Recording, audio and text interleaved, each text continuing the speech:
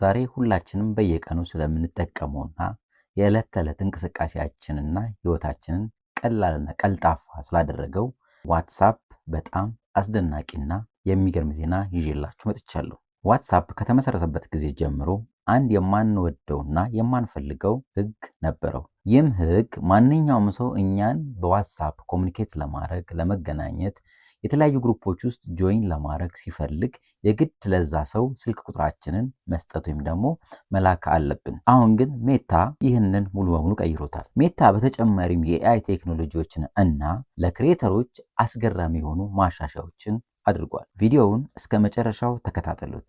ለቻናሉ አዲስ የሆናችሁ አሁኑኑ ሰብስክራይብ እና ላይክ በማድረግ ቤተሰብ ይሁኑ። በቀጥታ ወደ ጉዳያችን እንሂድ። እንግዲህ ውድ የቻናል ቤተሰቦች ቅድም እንደነገርኳችሁ የመጀመሪያውና ዋነኛው ዜና ወይም ደግሞ ዋትስአፕ አፕዴት ያደረገው ነገር የዩዘር ኔም ሪዘርቬሽን ነው። ይህ ማለት ልክ እንደነ ቴሌግራም፣ ኢንስታግራም እና ቲክቶክ ዋትስአፕ የራሳችሁን ዩዘር ኔም ብላችሁ ክሬት እንድታደርጉ አፕዴት አድርጓል። ይህ ማለት ምን መሰላችሁ? ለግሩፕ ስራዎችና በአጋጣሚ ለምታገኙት ሰው ብዙ ጊዜ ስልክ ቁጥራችሁን ከመስጠት ይልቅ ዩዘር ኔማችሁን ነው የምትሰጡት ማለት ነው። ስለዚህ ያ ሰው ያለምንም ስልክ ቁጥር ኮሙኒኬትም ወይ ደግሞ ወደሚፈልገው ደግሞ እናንተ ወደምትፈልጉት ግሩፕ ውስጥ ጆይን ማድረግ ትችላላችሁ ማለት ነው። ይህ ለምን ይጠቅማል ካላችሁኝ፣ አንደኛ ፕራይቬሲ ነው። ለፕራይቬሲችን በጣም አስፈላጊ ነገር ነው። በተለይ ከግሩፕ ውስጥ ቁጥሮች እየተወሰዱ የተለያዩ መልእክቶችን ስፓሞችን የመላክ ነገር የተለመደ ነው። ስለዚህ ይሄ ዩዘር ኔም ክሬት መደረጉ ዋትስአፕ አፕዴት ማድረጉ ሰዎች በቀላሉ ስልክ ቁጥራችሁን ከግሩፕ ውስጥ ደግሞ ከተለያየ ቦታ አግኝተው ለእናንተ አላስፈላጊ የሆኑ መልእክቶችንና ሜሴጆችን መላክ አይችሉም ማለት ነው። ሌላው ጠቃሚውና አስፈላጊው አፕዴት የሆነው ፊውቸር ምንድነው? አንድ ሰው እናንተን ከፈለገ ወይም ደግሞ ለእናንተ መደወል እናንተን ኮሙኒኬት ማድረግ ከፈለገ ዝም ብሎ ዩዘር ኔማችሁን ብቻ ስላገኘ መልእክት መላክ አይችልም፣ መደወል አይችልም። ይህ ፊውቸር ዩዘር ኔም ኪ ይባላል። ይህ ኪ እንግዲህ አንድ ሰው እናንተን ኮሙኒኬት ማድረግ ከፈለገ እና በእናንተ ፍቃድ ላይ የተወሰነ ነው ማለት ነው። የእናንተን ዩዘር ኔም ኪ ሲያገኝ ብቻ ነው ለእናንተ ሜሴጅ መላክ የሚችለው እናንተን ኮሙኒኬት የሚያደርግ የሚችለው ማለት ነው። ስለዚህ አንድ ሰው እናንተን ኮሙኒኬት ለማድረግ የእናንተን ዩዘር ኔም ኪ ማወቅ አለበት ማለት ነው። ይህ ደግሞ በጣም እናንተን ከሌቦችና ካላስፈላጊ ዘራፊዎች እንዲሁም ስፓሞች ይጠብቃችኋል ማለት ነው። ስለዚህ እነኛ አሁን የተናገርኳቸውን በሙሉ እስቲ እንዴት ነው ማስተካከል የምንችለው የሚለውን አብረን እንይ። ከዛ በፊት ግን ቻናሉን አሁንም ሰብስክራይብ እንዲሁም ላይክ ማድረግ አትርሱ። በቀጥታ ስልካችን ላይ ሄደን ዋትስአፓችንን ቼክ እናደርጋለን። ዋትስአፓችን አፕዴት ከሆነ እንተዋለን፣ አፕዴት ካልሆነ አፕዴት እናደርገዋለን።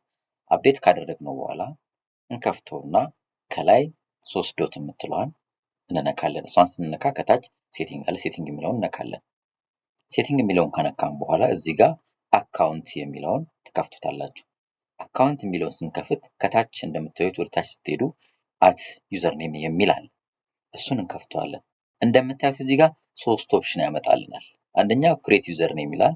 ይህ ማለት አዲስ ዩዘር ኔም ራሳችሁ ክሬት አድርጉ ወይም ደግሞ ፍጠሩ እንደማለት ነው። በነገራችን ላይ ይህ ፊቸር ወይም ደግሞ ይህ አፕዴት ፓርሻሊ የተለቀቀ ወይም ደግሞ ሙሉ በሙሉ አልተለቀቀም። ስለዚህ ቀድማችሁ ዩዘር ኔም መያዝ አለባችሁ ማለት ነው። ምናልባት አንዳንዶቻችሁ ላይ ይህ ፊቸር ላይኖርም ይችላል እና ስለዚህ በትዕግስት ጠብቃችሁ ልክ አፕዴቱ እናንተ ጋር አቬለብል ሲሆን ዩዘር ኔማችሁን ክሬት ታደርጋላችሁ። በሁለተኛ ደረጃ ደግሞ ከሌሎች ሶሻል ሚዲያ ከሌሎች ሶሻል ሚዲያዎች ጋር ዩዘር ኔሙን መውሰድ ማለት ነው። ይሄ ኢንስታግራም ወይም ደግሞ ፌስቡክ ይላል። ይሄ ለምንድን ነው የሚጠቅማችሁ? ብራንዲንግ ኔም ከፈለጋችሁ፣ ምክንያቱም ስሙ ሁሉም ጋር ተመሳሳይ ሆኖ ብራንዲንግ የሆነ ኔም ቢውልድ ማድረግ ከፈለጋችሁ ኢንስታግራም ላይ ወይም ደግሞ ፌስቡክ ላይ ያላችሁን ኔም መውሰድ ትችላላችሁ ማለት ነው። ይሄ ሁለተኛው ኦፕሽን ነው። ስለዚህ በዚህ መልኩ ዩዘር ኔማችሁን ክሬት ታደርጋላችሁ ማለት ነው። ሌላው በዚሁ አጋጣሚ የምነግራችሁ ነገር ቢኖር እንዳያችሁት እዚሁ አካውንት ውስጥ ኢሜይል እና 2 ስቴፕ ቬሪፊኬሽን አለ።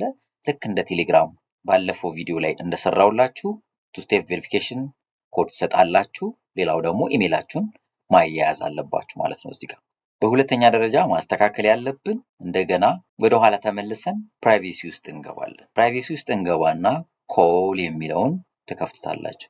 እዚህ ጋር እንደምታዩት እኔ ኦን አድርጌያለሁ። ለምንድን ነው ኦን ያደረግኩት? የማላውቀው ስልክ ወደ እኔ እንዳይደወል ነው። ቅድም እንደነገርኳችሁ እንግዲህ ዩዘር ኔም ካላስገባችሁ ሰዎች ከግሩፕ ላይም ስልካችሁን ይወስዱና የማታውቋቸው ሰዎች ወደ እናንተ ይረብሿችኋል፣ ኢንተራፕት ያደርጓችሁ። ስለዚህ ይህ እንዳይሆን ችን ሴቲንግ ኢኔብል ማድረግ አለባችሁ ማለት። ሌላው እዚህ ጋር እንደምታዩት ግሩፕ ነው። ግሩፕ ውስጥ ማን ጆይን ያድርገኝ የሚለው ነው። ኤቭሪዋን አለ፣ ማይ ኮንታክት አለ፣ ማይ ኮንታክት ኤክሰፕሽን አለ። ይሄንን በእናንተ ምርጫ ታደርጉታላችሁ።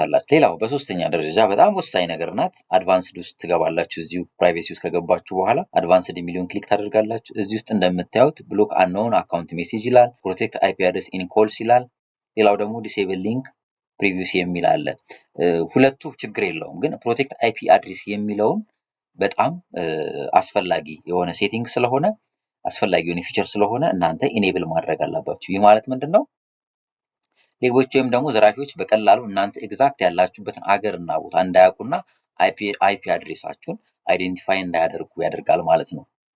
ብዙ ጊዜ የራሳችን ደህንነት እጃችን ላይ ነው እና ሁሌ የሚመጣውን ፊቸር እና አፕዴት ማስተካከል እንዳለብን ማመን አለብን። እንደዛ ካደረግን ለሌቦች በቀላሉ ተጋላጭ አንሆንም ማለት ነው። ስለዚህ እያንዳንዱ ሴቲንግ ውስጥ ገብታችሁ ስቴፕ ባይ ስቴፕ እናንተ ማስተካክሉ። በድጋሚ እኔም ቶማስ እባላለሁ። ለቻናሉ አዲስ የሆናችሁ ሰብስክራይብ እንዲሁም ላይክ አድርጉ። ይህ ጠቃሚ ቪዲዮ ለሌሎችም እንዲደርስ ሼር አድርጉላቸው። በቀጣይ እንደዚሁ በጠቃሚና አስፈላጊ ቪዲዮ እስክንገናኝ መልካም ቆይታ